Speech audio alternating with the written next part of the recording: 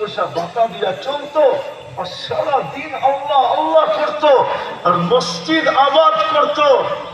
হায় হায়, ওই মুসলমান আজকে দুনিয়ায় সবচেয়ে নির্দিষ্ট। কুকুরেরও তো দাম আছে।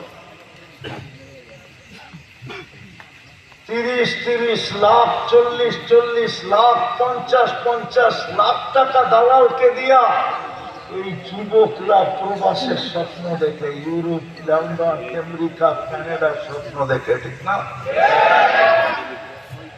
এই মাসের ভিতরে তো 2 বার ডুবা মরল। আপনাদের তাহেরপুরের তো সুনামগঞ্জের 15 জন মারা গেছে 1 সপ্তাহ আগে।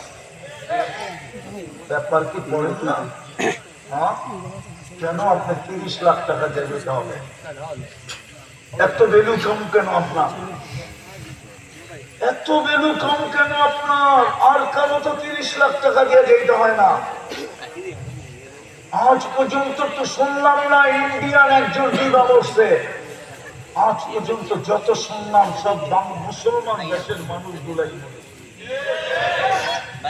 আপনি আমাকে পত্রিকা উঠায় দেখান একজন ইন্ডিয়ান হচ্ছে, উঠায় দেখান।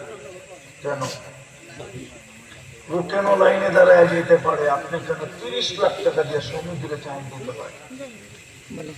শুধু মুহাম্মদুর রাসূলুল্লাহ ছেড়ে সব জায়গায় ছেড়ে দিছে। চুলের স্টাইল থেকে নিয়ে পায়ের নখ পর্যন্ত মুহাম্মদুর রাসূলুল্লাহ যুবকদের কাছে নাই। 31st নাইটে নাই, 14 ফেব্রুয়ারিতে নাই, আর এই আসতেছে 14 এপ্রিল। 14 এপ্রিলও নাই।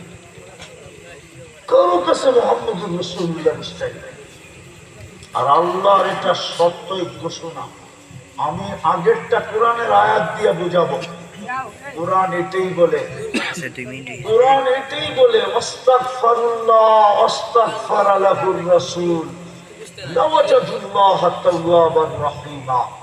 আল্লাহ বলেন, বন্ধু আপনার উম্মত যদি আমার কাছে মাপ চায় তো আমি দেখবো ও আপনার রঙে রঙিন কিনা।